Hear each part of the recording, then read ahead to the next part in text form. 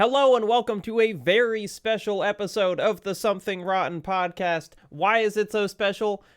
Because we done 50 of these damn things. Blake, can you even believe it? Oh my god. They fucking said it couldn't be done. They said it wouldn't be done.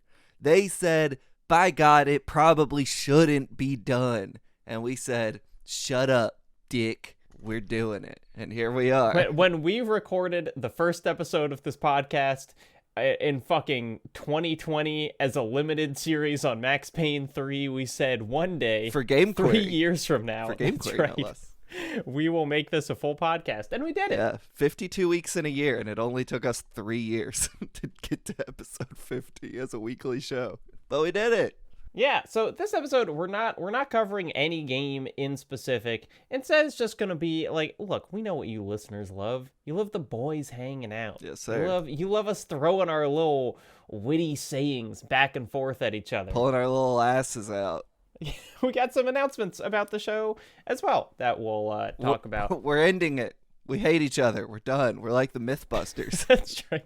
You messaged me so excitedly the other day that you found out that all the episodes of Mythbusters were on like a streaming service. Yeah, dude, they're on Max, formerly HBO Max. The other day I watched numerous episodes. It was so good. The Mythbusters, hell of a fucking show. Do you think they're like the real life Kane and Lynch? No, what? No, they're like normal, well-adjusted, middle-aged white dudes. I'm just saying they work together. They seem like they don't like each other that much, and they make magic happen. I'm trying to think of a better Kane and Lynch, comparison, and the only people coming to mind, it would not be couth to say on the podcast. That's right. Well, Blake, do you want to start with our exciting launch that we're talking about this episode? Which one? There's kind of two. The one that you can wear on your body, Blake. Oh, yeah. Okay, so check it out. What episode was that? I guess it was the Silent Hill Q&A, correct? That's right. Yeah, so the Silent Hill Q&A, a listener named Lunafisk, I believe? I'm not sure if I'm pronouncing that exactly right, wrote in, and they said, they sent some pictures of, like, funny names in games, like Shotgun and shit, which was very good. But they also mentioned, hey, I'm modding Silent Hill 3 so that Heather can wear a Something Rotten shirt in game. And we were like, that's so sick. And then we joked, like, what if the first SR merch was just a shirt of Heather wearing SR merch? And we're like, haha, great shit. Let's move on. And we also made the flippant comment, like, if you want it, write in. By God, did you all? You wrote in, you emailed, you tweeted, you X'd, whatever the fuck it's called. I found some in our spam last night, and I was like, hey, report not spam. This is good stuff. They're begging us for merchandise. It's not spam. So, ladies and gentlemen, we partnered with Lunafisk, who got the mod up and running, went and took images of it, Heather wearing the SR shirt. Images that go unbelievably hard, by the way. Unbelievably Some of the hard. coolest shit I've ever seen. And then we further partnered with friend of the show, FromTheVoid.co, a wonderful bootlegging company. You got to check them out, FromTheVoid.co, on any damn browser you want, to put together the first Something Rotten merch. And pre-orders live today. We're doing it. So, Jacob, you've already bought one. Thank you for that. That's right. I was the first purchase. Yeah, if I knew how to refund your money, I would, because it's goofy to make you buy one, but I don't know how to refund it. So, thanks for that Hey, money. look, I care about the show. I'm putting money into it. But yeah, it's got Heather. It's got the Something Rotten logo on her shirt. Not the logo, just the words. It says Something Rotten on it. On the back, it says, Blake, what's the quote? They looked like monsters to you? The quote that almost broke the show up. That a quote that it's like, in the world of Silent Hill 3, I think is a little corny, but like as a description of the Something Rotten podcast, I think it's pretty fucking dead on. The idea of like, they look like monsters to you, just being like, yeah, that's what we're talking about the whole fucking time. For sure. They go hard. I feel like you glossed over something real quick. Yeah? The Something Rotten name on the shirt, it's not our logo, because we use a different font, but it's modeled after the Silent Hill 3 logo. Johnny from the Void hooked it up. and made it look great. That's one of the parts I'm the most excited about is how hard he went on the name. And you have talked about, I have no experience with this, but like you've got screen printings from this dude before and have said that they're like the best shirts that you own. This isn't me doing like, you know, merch hype up. It's just like you like these fucking shirts. It's not okay. So the guy who did the like shirt design for us is not who's screen printing them. Ideally, we will be having them screen printed by a guy in Louisville who, if any listeners bought the Game Query merch, that was who did that.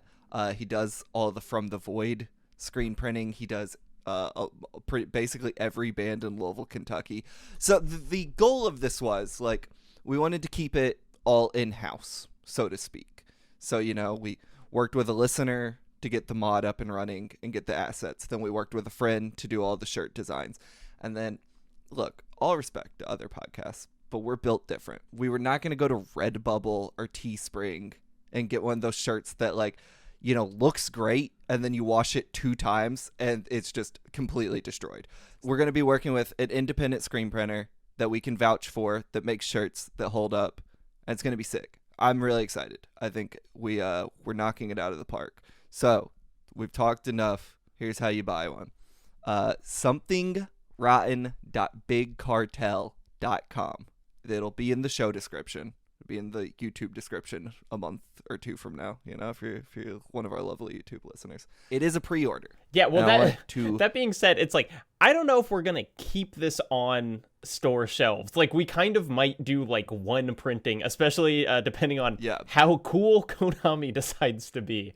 So, get it now, because we will definitely make the first printing, but then we will... I'm not sure how long this thing will, like, be around. Yeah, but I want to say, it is a pre-order. Please allow time, because they're not printed yet. Like, that will be a whole process after we figure out how much we need, and then it'll take time to be shipped, everything. So these are not things that, like, you will buy and will show up at your house next week.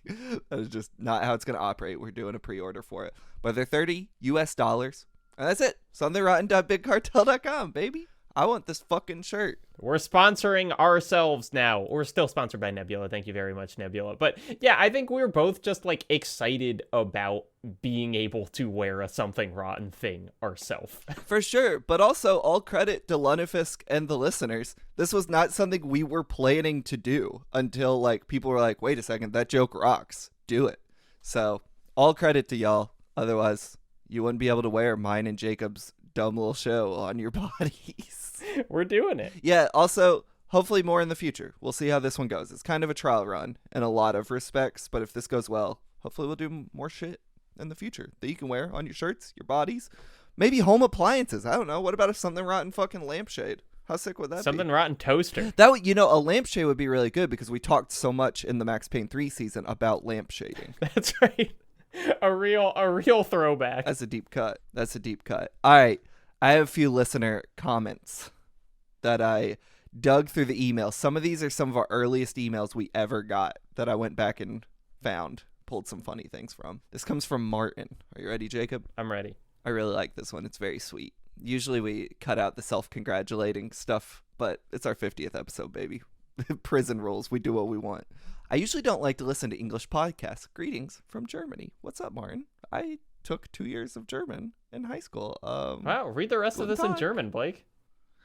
No.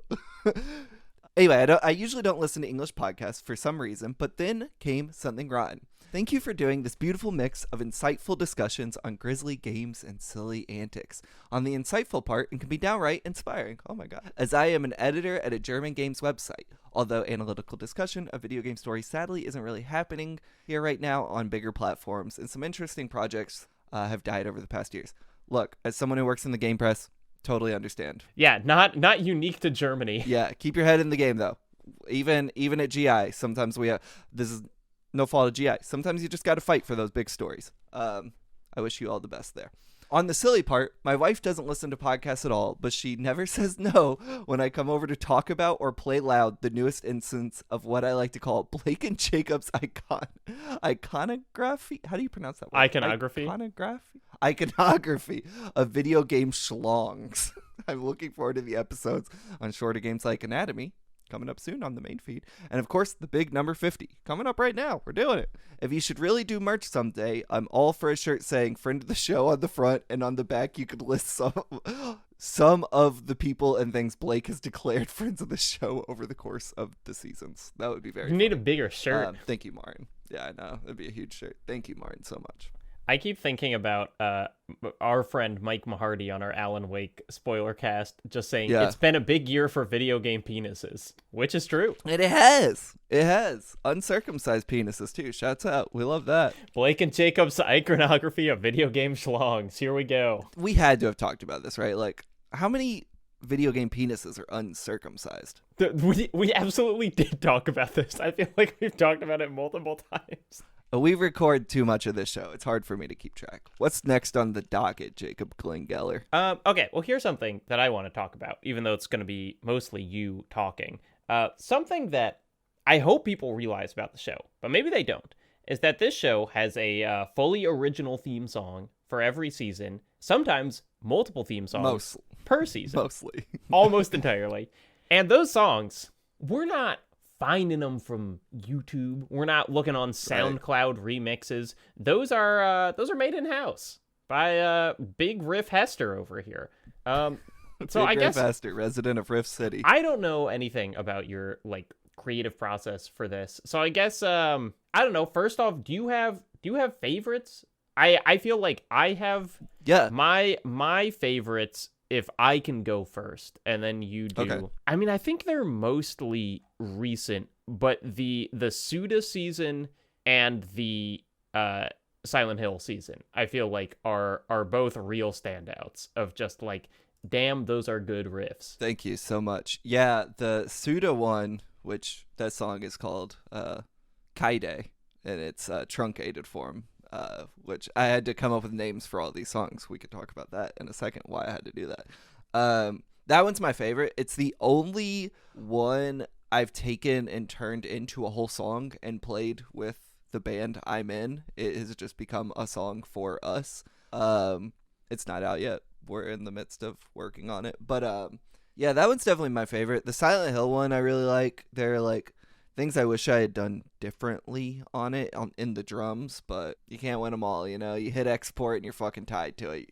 But yeah, those two are probably my favorite. I mean, I really like the Call of Duty one because it's so fucking goofy, and it was like weirdly hard to learn the Star Spangled Banner, and then I had to truncate it because it needed to be like 30 seconds or whatever, and it's like, okay, how do I truncate this? Like, I think the Star Spangled Banner is only like a minute or 2 minutes at most, but it's like, how do I contain that into an intro? I really liked, but yeah, probably the Suda and Silent Hill ones are my favorite. They were the most fun to write for sure. When you're doing Suda, you know, like, are you just kind of like, do you listen to the game soundtracks and try to kind of come up with something that sounds like that, or are you just like, here's the feeling that I got playing the game? It's a little of both. I mean, like, you know, very rarely am I trying to mimic the soundtracks of the games. I will say in the case of the Silent Hill one, that was more like a direct homage to Akira Yamaoka.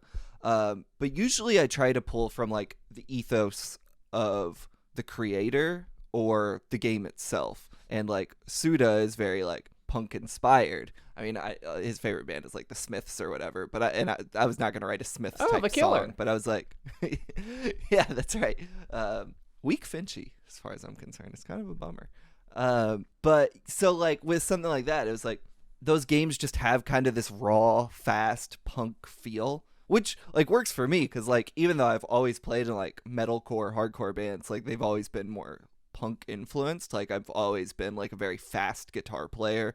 And, like I grew up listening to like primarily like old school punk bands and then kind of like late 90s, early 2000s punk bands. So that just like fit very naturally into what I want to play. And like, I don't know, I brought a lot of like dissonant chords into it as well. There's kind of like that 3-note walk down in the very beginning that's like, you know what I'm saying? That like sound really nasty, and that's because he makes nasty fucking games. Like his games are very like, you could almost use dissonant to describe the way he like designs Killer 7 and the way it clashes against like normal video game design. practices. Yeah. So yeah, it pulls from a lot of that. I mean, other ones are more just like standard. Like the Max Payne 3 one is literally I just learned how to play the Max Payne like piano melody or whatever, or maybe it's a cello melody, I can't remember, on guitar, set a mic against an amp, hit record, and that was that.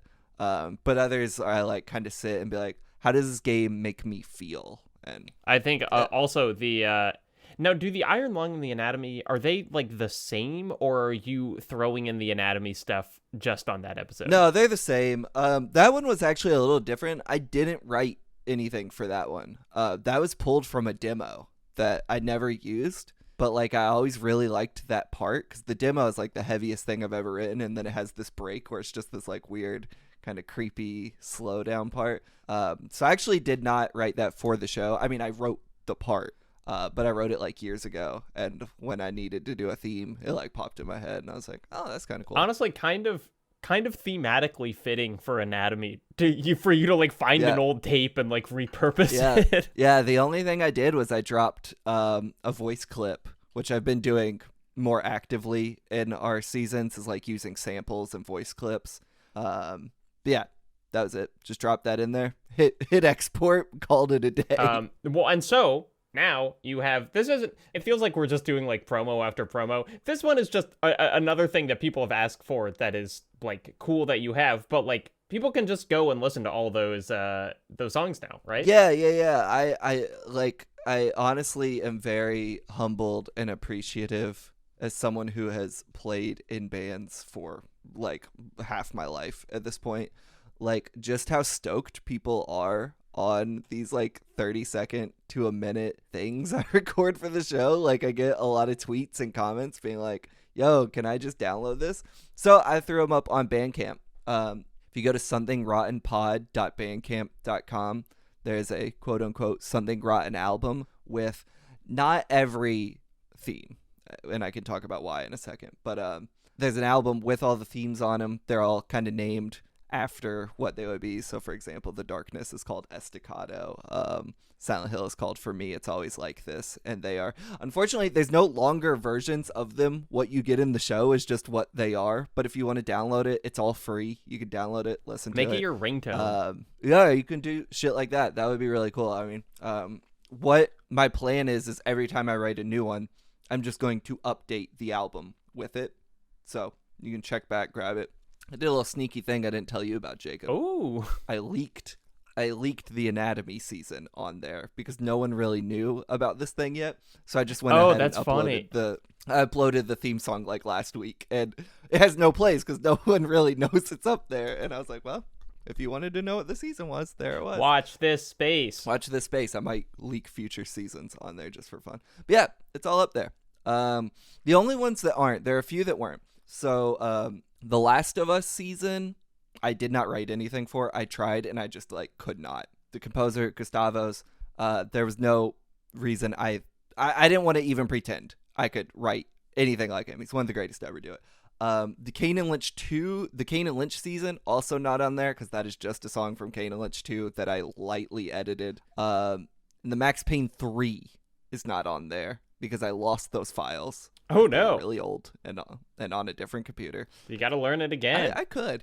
I only realized last night Hellblade is not on there, but that was just like a really quick beat I made on my phone, and it's not great. So if y'all really want the Hellblade one, let me know. It's Senua beatboxing. Yeah, yeah. If y'all really want it, let me know, and I'll put it up there. Otherwise, we can just forget about that one because the DMC one is on there, and that one goes fucking hard. Also, I tell you what, I'm going to say it right now, Jacob, then we can move on. I put a gnarly sample in the Manhunt season theme song. Oh, yeah? If anyone can ever figure out what it is, I'll give you a free Something Rotten shirt, because I don't think anyone will ever figure it out. Oh, that's But good. It was gnarly. Yeah, it was real dirty. This is completely unrelated to anything, but I watched this truly unhinged video last night that is, it's by a channel named Bobby Fingers. It's a guy making... an entire Jeff Bezos rowboat head. Are you familiar with this? Have you seen this? No. You lose your fucking mind. It's like the most detailed head sculpture I've ever seen. It looks like the artist Ron Mweck, essentially. But it's like a 30-minute video that is about making a boat that's shaped exactly like the Jeff Bezos head. And then at the end, there's this whole like pirate skit, and I'm like, what's this? And he buries a treasure chest, and then he says in the video, I have hidden, like, the coordinates to this chest are hidden in this video. Whoever finds it first, there's like money in here. What the fuck? Like, you can go and find this treasure chest.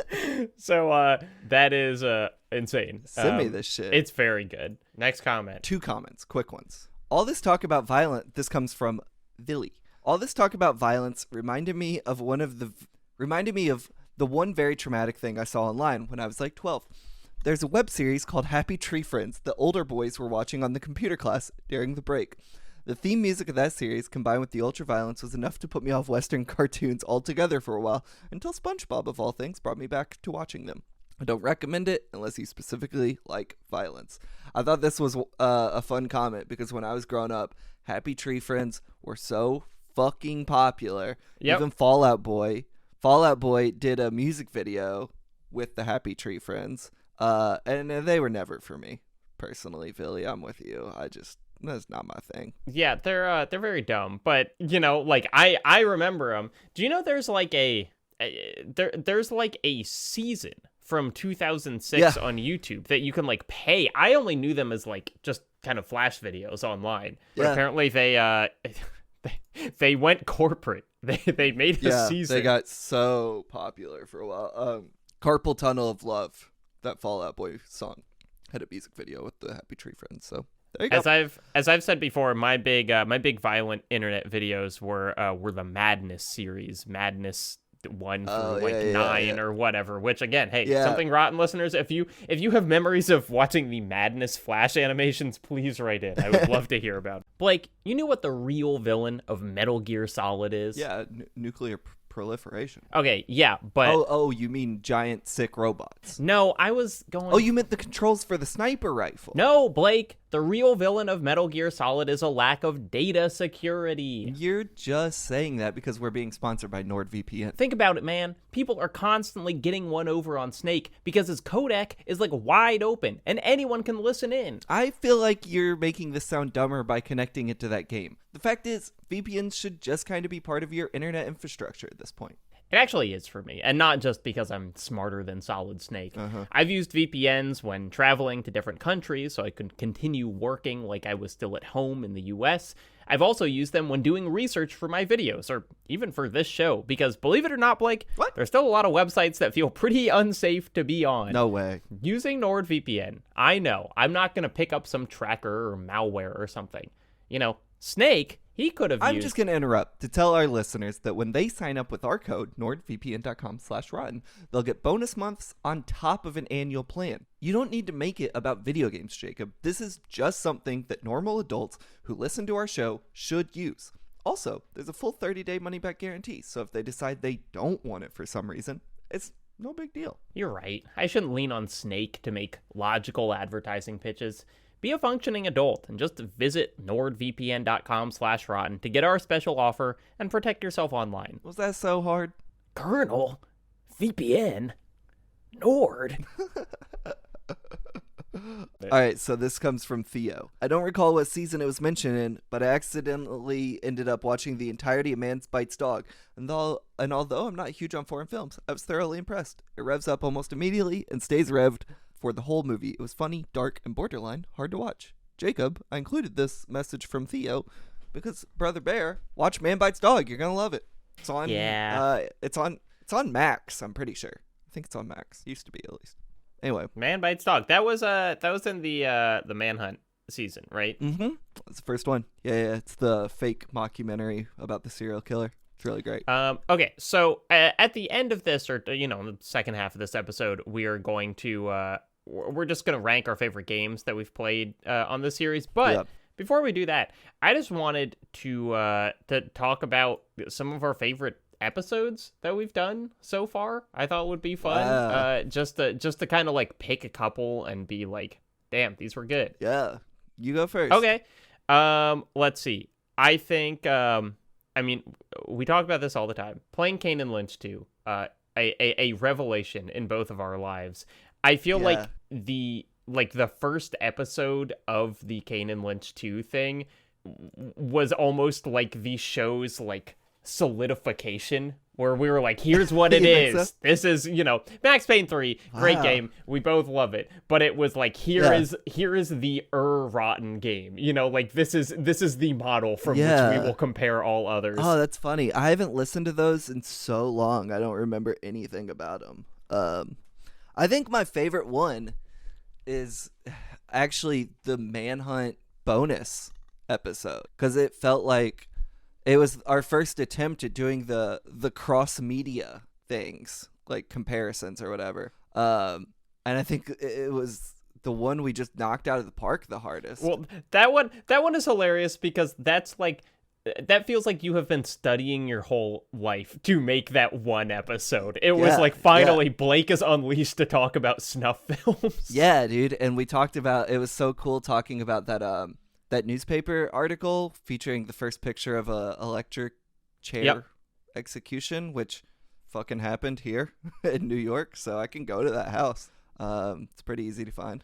And it was really cool. That episode is really interesting because there are a number of times where you can see either something rotten leaking into the videos that I make, and or the videos I make affecting what we do on Something Rotten. And there were like several comments on my execution methods video, which I made like later that year after we had done the Manhunt season, that were like, I listened to Jacob talk about this, and I was like, yeah, I was reading fucking like 5 books on executions. And that's why it came up on Something Rotten. It was also cool to have a professional platform to talk about Guinea Pig 2, a movie against my better judgment I love with all my heart. Jacob, one of my like dream articles is like a behind the scenes on Guinea Pig 2, because that actress, no one knows what happened to her.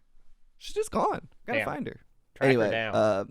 Any more? Yeah, I mean, there are plenty. It's hard to say. Like, I think all of the guests that we've had on have been so cool. But if I had to pick a couple, Renata being on for Killer 7 was fucking. I mean, she is so smart, and it's so like cool to have her on and talk about these things, and her having like a similar experience to what we had with that game, which is like, oh my god, this game is so good. Right. I also just to shout one more out, the our Silent Hill season, again, all the guests knocked it out of the park. I think it's just because I like the segment of the game so much, but talking to Eyepatch Wolf about like the middle section of Silent Hill 2, and all of us just being on the same page of like, this jail is the most evil space ever invented in a game. That is also one of the Nebula subscribers' most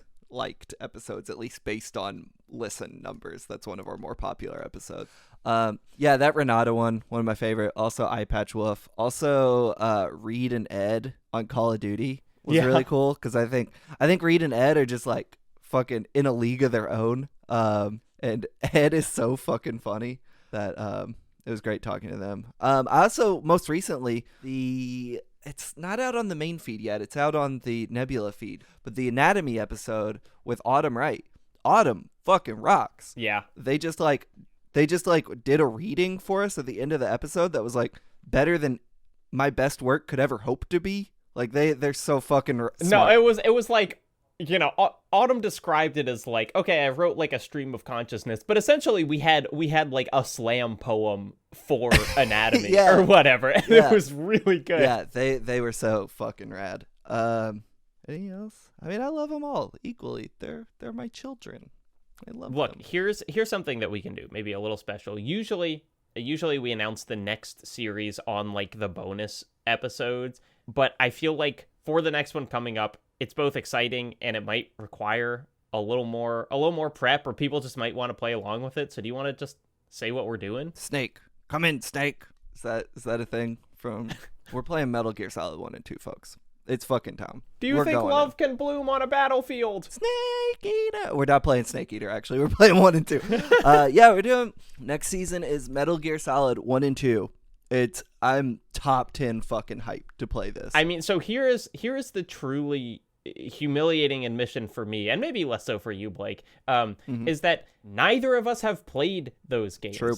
And yeah. I was talking about with you playing Fortnite that it's like Metal Gear Solid for a long time has been essentially a game that I've like pretended I've played in conversations where I'm like, I know Metal Gear Solid, and it's like I feel like I know the big plot points enough that I can kind of get away with it. But I think playing those games, we are going to have so many moments where we're like, oh my god, why hasn't anyone talked about this? Yeah, for sure, because it like, for as much conversation as there is about those games, it always feels like it centers on like the same few plot points. And it's like, those are like 10-hour games.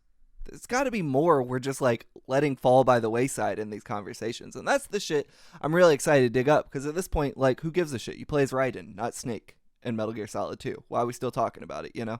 But like, what else is happening in there? Those ice cubes, they melt. I'm pretty excited to fucking talk about that shit. But yeah, we're playing 1 and 2. I assume, Jacob, you're playing it through the new re-release? Probably, yeah. Yeah.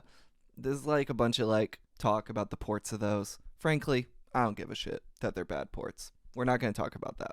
We're going to be purists. Yeah, Game only. That's true. I do want to talk about. I saw on Twitter the other day a man who loves to tweet, Hideo Kojima, was talking about that it's been 35 years since Snatcher released. Wow. Which is, it's just I mean, it's like, it's wild for so many reasons. One, he was 25 when he released that game. Don't tell me that. I'm know 29. It truly, I was thinking, it's like, it kind of feels like Paul Thomas Anderson making, like Boogie Nights when he was like 27 years old. And it's like, oh, and he's still making stuff, he's still like knocking it out of the park. Yeah. I wish you hadn't told me that. Kojima, kind of old. Let's talk about it. But looking better every year. Man, he looks so good.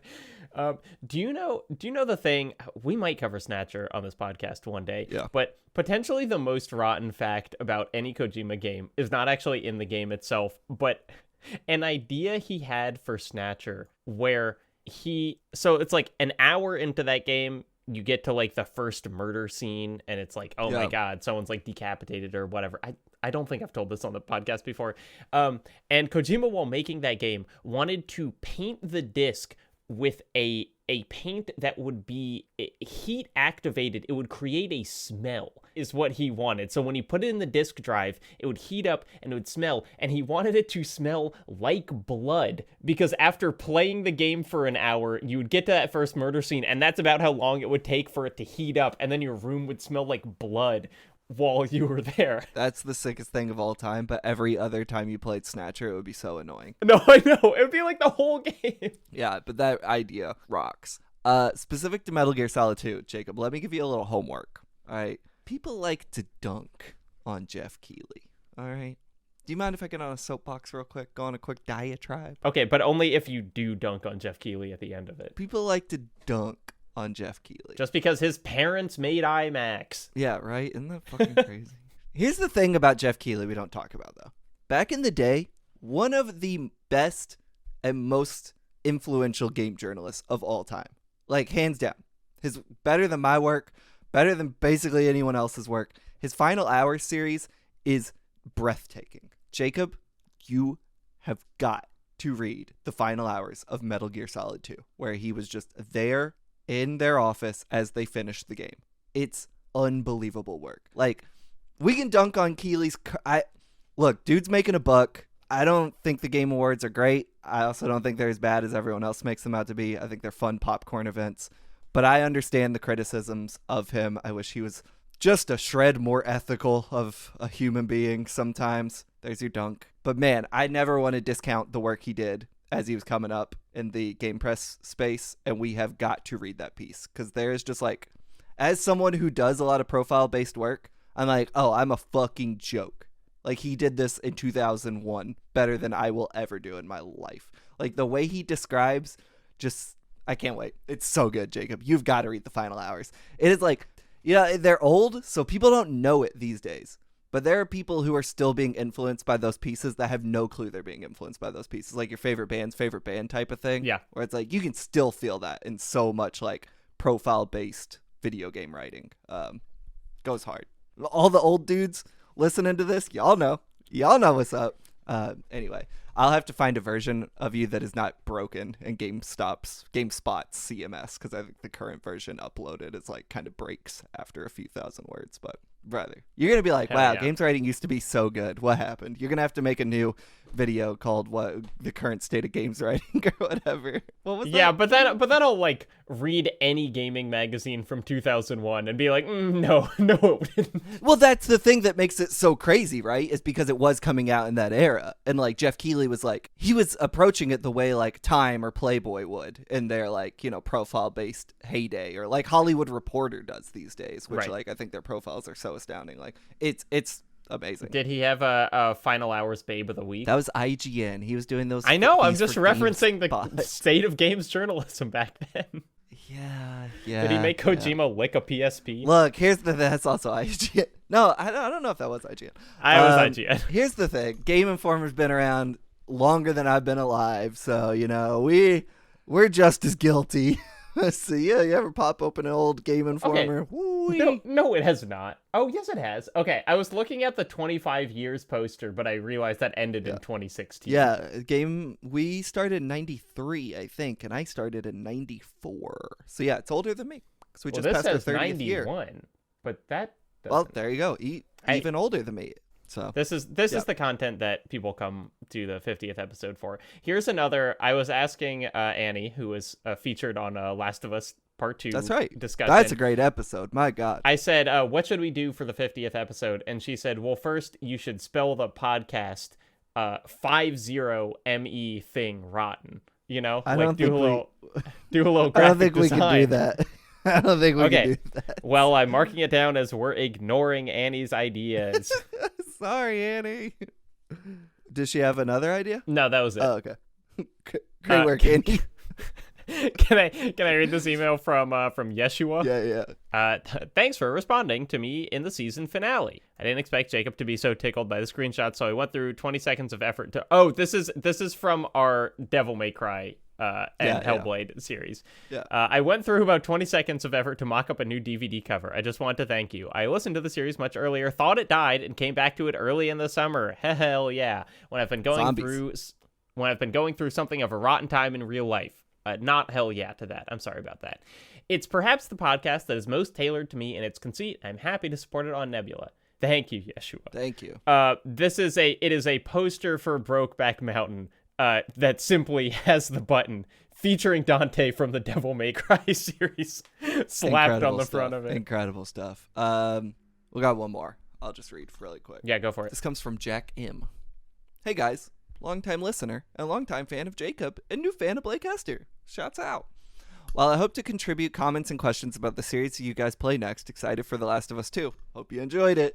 I just wanted to see if either of y'all have heard the band, oh gosh, Le Ralize Nude? I don't know if it does. Fuck it. A Japanese band that was kind of a contemporary to Velvet Underground and Can, C-A-N. I haven't heard of that second band. Now, this story I have heard. Jacob, have you heard this shit? This shit's fucking wild. One member hijacked a Japanese airplane and defected to North Korea, which resulted in the main singer having to hide in France from the CIA up until his death a year or two ago. Then they sent along a video. This is them performing a song on a mountain while people evacuate due to fear that their sound system will cause an avalanche. Also, their main album is called Heavier Than a Death in the Family, and that just goes hard.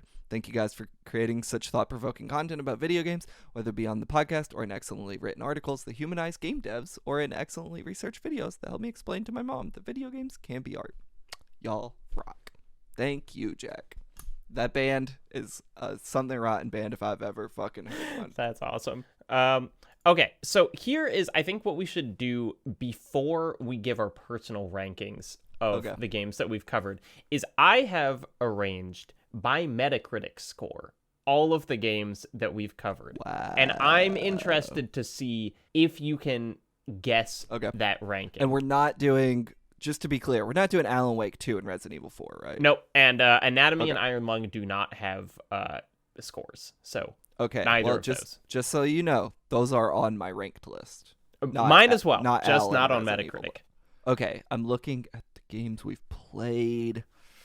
Just give me what you think is in the top 3. What do you think the top 3 are? Top 3, it's Call of Duty 4. That's number 1. The Last of Us 2. Number 2. And the other Call of Duty? No. The third is Silent Hill 2. What? Wow. Yeah. That's so weird. I thought that reviewed badly. Or maybe just Game Informer reviewed it badly. Yeah. COD 4 has a 94 on Metacritic. Last of Us Part 2 has a 93, and Silent Hill 2 has an 89. Wow. What's the lowest scoring one? Is it Kane and Lynch? No, it's not. Blake, I think us and Metacritic are going to be in agreement on this. Manhunt 2? Manhunt 2 with a 62. Fuck yeah, dog shit ass game, but Kane and Lynch 1 is way worse. Okay, here so tied number 5 and number 6 are 2 games that are tied.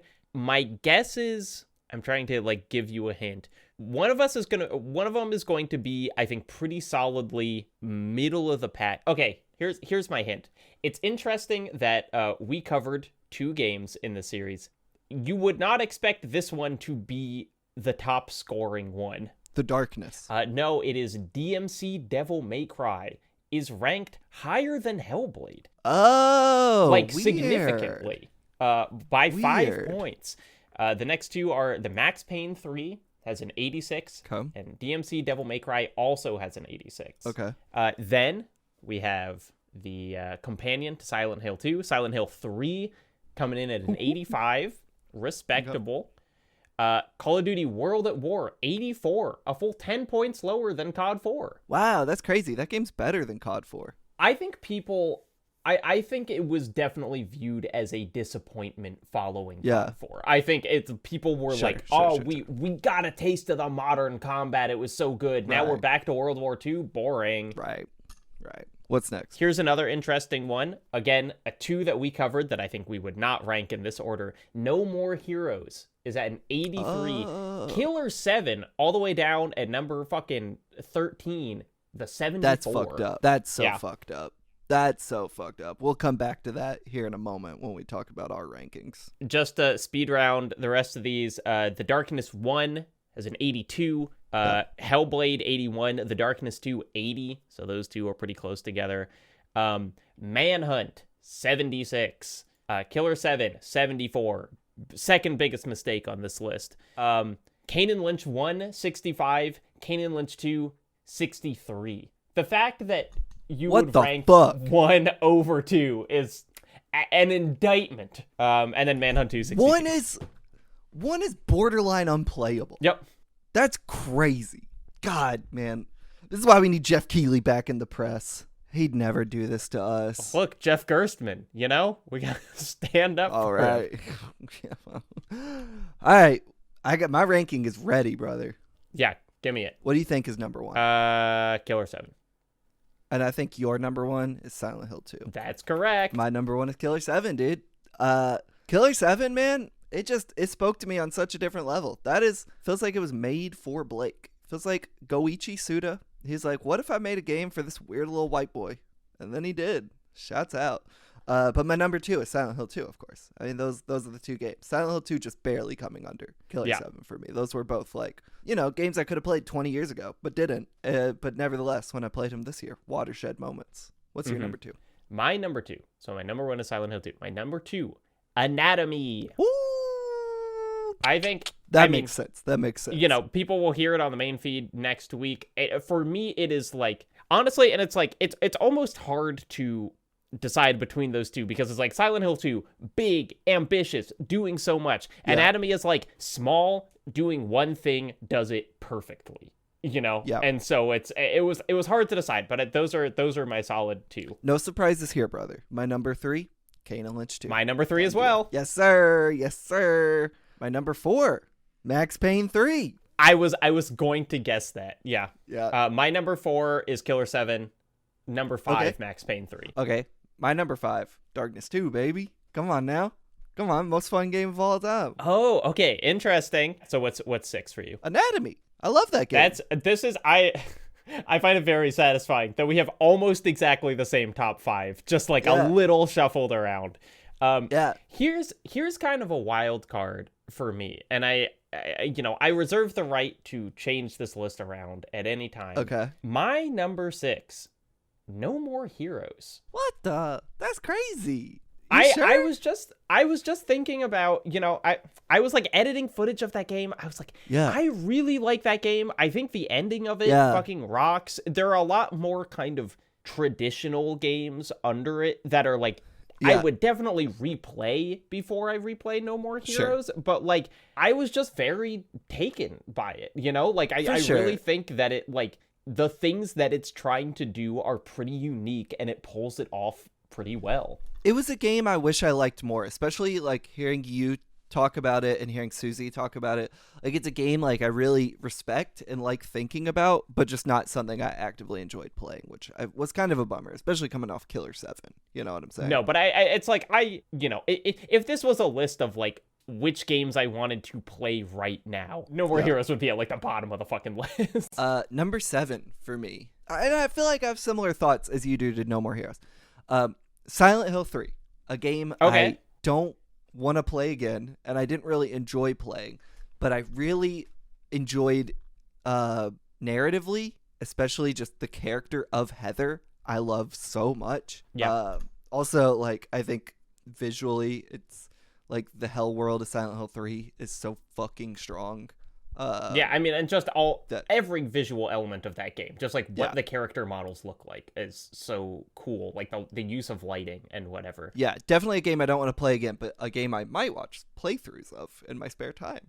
Yeah. Okay. My 7 is The Darkness 2, the most fun game we've ever covered. Easy choice. Yeah. Fuck yeah.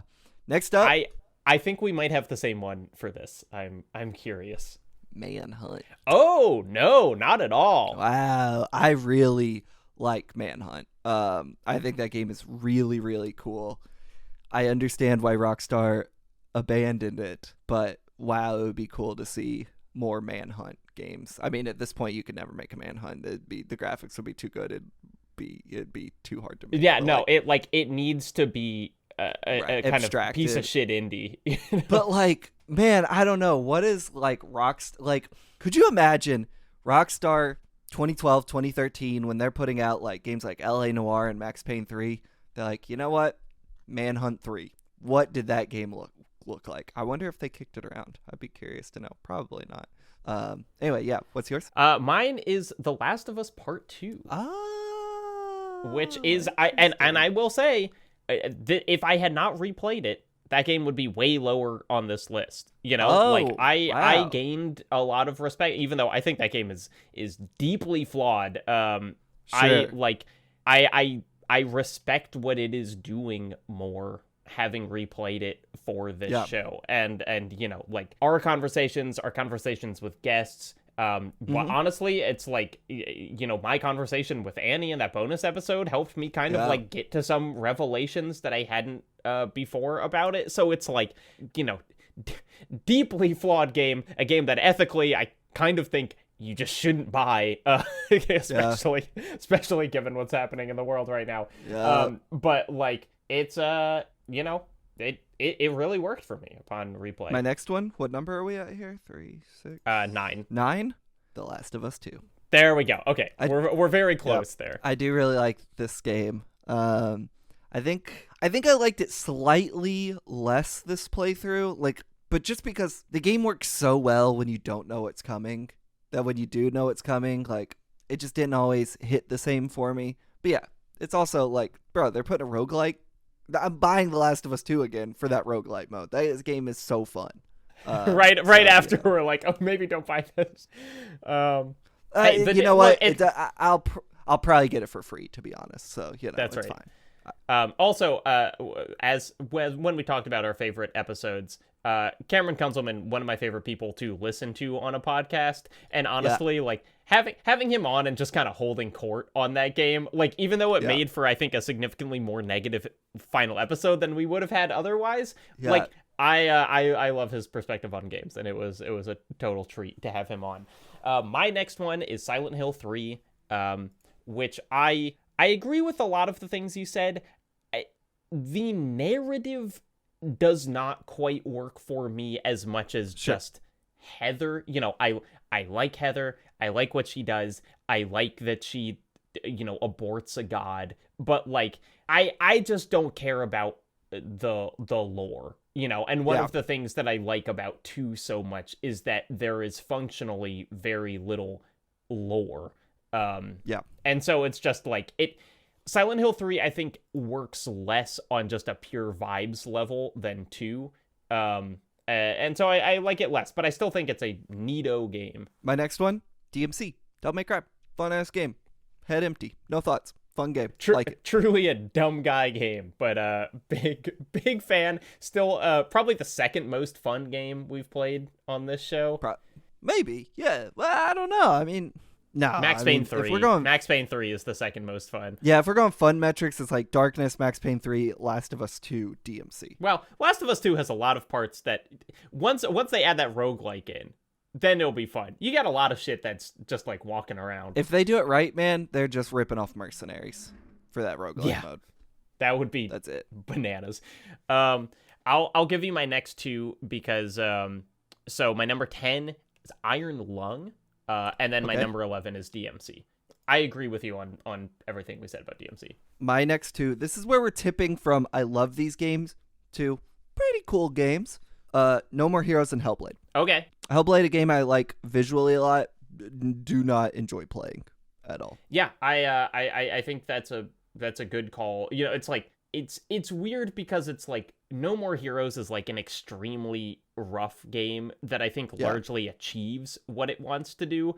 Hellblade is like it's like a really impressive first attempt at doing that, and I think it's like I don't know how it's like Hellblade 2. And on one hand, it seems weird to make like a sequel to the mental health game or whatever, but on the other hand, like it does feel like they probably figured a lot of shit out with Hellblade 1 that they can like do much more effectively in the second one. And boy, am I excited for that sequel. My God, I can't wait. They photogrammetry all of Iceland or whatever the fuck. It's so crazy. So let me write these down. Oh, we actually have Hellblade at exactly the same spot because my next one is Hellblade. Let's see. I'm curious what your next one is here. I'll give you the next 2. Okay. This is where we're tipping to territory, which means not really liking this. I have, let's see, I just wrote down the other Call of Duty, which I believe is called World at War, but I couldn't remember in the moment, and Call of Duty 4. Not fond of Call of Duty 4, slightly more fond of the other one. This is interesting because I'm still kind of in respect territory. So I had DMC Hellblade as number 12. My next one is The Darkness 1, which is a game that I think is doing some neat shit. I forgot to put The Darkness on my list. Okay, quick, slot it in somewhere. Above No More Heroes. Above No More Heroes. Okay, so higher up. The Darkness 1 I think there's some stuff that's really neat. Honestly, I was thinking about it a lot while playing Alan Wake 2 in cool ways. Playing that game kind of sucks, like the act of playing it. But I respect it. I think it's kind of neat. And then after that, I have Manhunt, which is aesthetically a game that I think is pretty interesting, but it just doesn't speak to me on the same level it speaks to you. Now that I live in New York, sometimes when I go on the subway, I'm like, damn, it's just like The Darkness. That's right. They nailed it, dude. And also, we have COD 4 at exactly the same place, number 15. Next 2, this is where I tip into I don't like this game, and I fucking hate this game.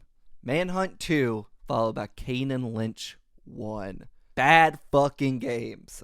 We've talked enough about them. God, Kane and Lynch 1, man, is such a dog shit ass piss bitch game. God, I hate that fucking game. I get mad thinking about that game. God. And it started the long trend of me deciding not to finish games for this show and just watch them on YouTube instead. Speaking of, Do you have Iron Lung on your list? Iron Lung is last on my list. It's a game I think is fucking cool, but I didn't play it, so I'll put it last. Okay, you'll give it kind of a not applicable. Okay. So we have COD 4 in the same space.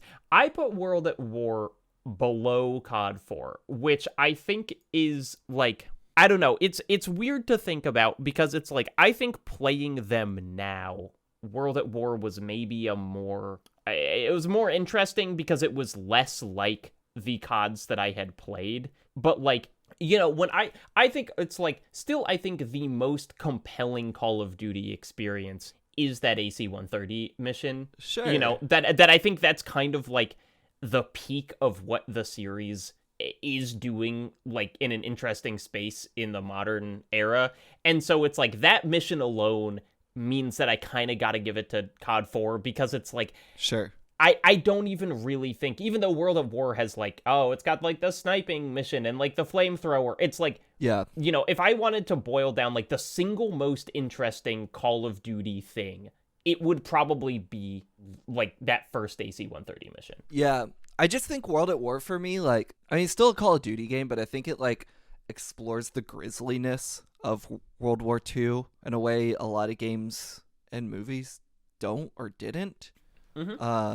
Back then, that I just find it more compelling, where I find some of Call of Duty 4 a little vapid, even when it's like ostensibly making commentary. I just think like how hard they went on World at War at being like, this shit fucking sucks. I was like, man, this game's not fun, but like I'm interested in like this portrayal of the war. So, but I respect what you're saying. The AC-130, it's a classic for a goddamn reason, Shit goes hard. Yeah, and honestly, it's like both of us, we still have those games in, our bottom 5. Yeah. I have Kane and Lynch 1 and Manhunt 2, which honestly, I could flip those. I think the Manhunt 2 story made me angrier. Like, Fight Club. Like Kane and Lynch 1 is like a worse playing experience, but like the stupidity of Manhunt 2, like just how idiotic the story is, and the fact that it is like attempting, that it's like, no, this story, it's gonna get inside your head, man. Yeah. It's like, it's like Kane and Lynch 1 tries nothing, and Manhunt 2 seems like it thinks so much more highly of itself, and yet it's like the stupidest story I've ever played. Yeah, bro. Like, I've seen and read Fight Club. I get it, And, yeah. Fucking dumb game. Where was Iron Lung on yours? Iron Lung was kind of middle of the pack between Silent Hill 3 and DMC. Okay, I guess I forgot. Good list. Yeah. How were you writing mine down as I was giving it? So how lockstep are we with each other? We are pretty close. I think the biggest discrepancies is your Manhunt is way higher than mine. My Iron Lung is, on the list, and yours isn't. And I have No More Heroes way higher.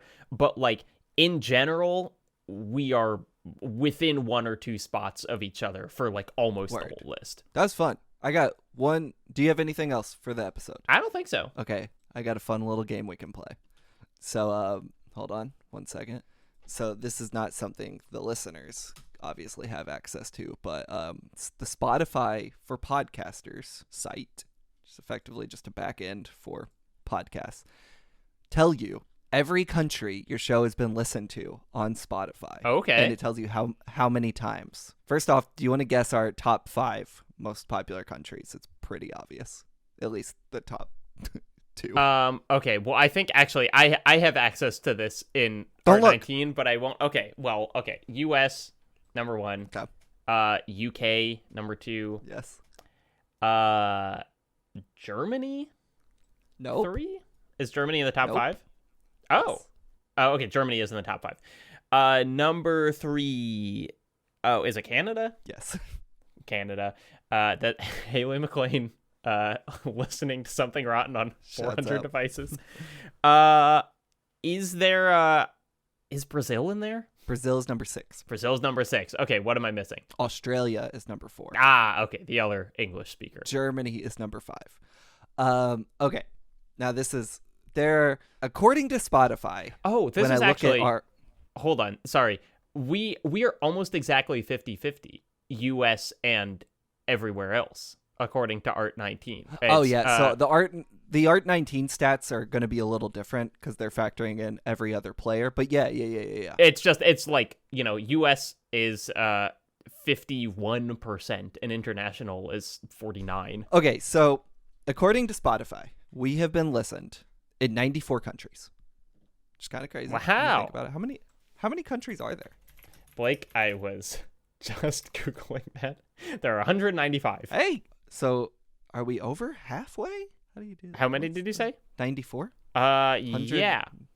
195 divided by 94. No, we're not. That's not half. 94. That's 188. 48% of the world has listened. No, 48. You get what I'm saying. Yes. Do you want 3.5 billion people? So I want to just shout out the 7 countries where one person has listened to us. Are you ready? I'm ready. Barbados, Brunei, country I've admittedly never heard of, Namibia, Algeria, El Salvador, Mozambique, and Antigua and Barbuda. Wow, Those shouts are the countries where one person has listened. If you are listening, if you are that one person, please write in and tell me about your life. Do you think it's more likely that it's one person who lives there, or like someone who was on vacation or like on a trip, or who, like, downloaded or a VPN? Right, something, that's true. Maybe, yeah. I'm routing through Algeria. As far as I can tell, China has never listened to our show. North Korea also has never listened to our show. Iceland, not listened. Antarctica, no plays. And most of Africa. But we're getting there. Yeah. Hey, the world Antarctica. Take over. If Antarctica listened, I assume it would be every continent. That's true, but I think like Antarctica, if people listened there, they would have to download it before going. So like, it's not impossible. No, they have internet there, right? I don't think they would have good enough internet to stream the episode. Hey, if you're in Antarctica, write in. Tell us about your Wi-Fi. Have you ever like read about how people play games in Antarctica? It's really crazy. Like they still do like old school LAN parties there because the internet is not good enough. Oh, that's wild. Yeah. So anyway, there you go. I just think I think this map is so fun. I love looking at it and just being like, wow, that's how many people listen to us in the United Arab Emirates. Turns out 56. Hey, shouts out. Okay, actually, there is another thing that we should talk about, which is the schedule for the show going forward, because we are making a change. 7 episodes a week. That's right. Get playing. We have done largely weekly episodes for this whole year, and the show's growth has been awesome, and we're so honored that all of you listen. As our shows have gotten longer on average, and we're booking guests, and we're playing kind of more interesting games, it's gotten hard for me, at least, to keep up with, and I would assume, Blake, it's gotten harder for you too. We both work full-time jobs in addition to this, sometimes full-time jobs and then some. So we are going every other weekly for the Metal Gear Solid season. We are going to be releasing the first episode on the first Wednesday in January and the second episode on the third Wednesday of January. If you're listening on Nebula, you'll still be an episode ahead, so you'll get both of those, on the first and whatever. But in general, I think it will let us do longer episodes, be more in depth, and generally just kind of not burn out, which, I really like doing this show and I want to keep doing this show. But at some point I was like, oh my gosh, I'm spending so much time on this show for something that I am, not even making minimum wage from.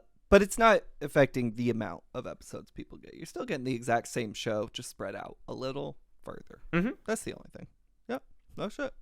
If you don't like it, write to owner@nebula.tv. No, it's going to make the show better because we're not going to be cramming, I think. I think it'll be a positive change. It's like there is so much writing about Metal Gear Solid that I want to read and will be better read, if we have a little more space between the episodes. Yeah. And it's, oh boy, after Metal Gear Solid, gonna have, I think, another straight banger of a season. Yeah, it also, for what it's worth, means we can play longer games. Metal Gear Solid notwithstanding, because those are not super long games. But like, I think this all came to a head on like the Last of Us season, where it's like that is a 35-hour game. We had to play hard, and the season after Metal Gear is a long game, which we don't have to break our fucking backs to play. So it means we can do longer games, which will be cool because like there have been people that have written in being like, oh, it would be cool if you play this game or like whatever, and be like, we cannot commit that amount of time on a weekly schedule. So it definitely opens up the games we are like willing and can cover, which I think will be great in the long run, especially in the coming seasons. That's right. Wink, wink. Nudge, nudge. Nudge, nudge. And that's it. Thanks, everyone, for listening to our 50th episode of Something Rotten. We're so pleased that you are all still here and still listening. Mm-hmm. And until next time, keep it rotten, baby. Keep it rotten in the new world. Bye. Bye.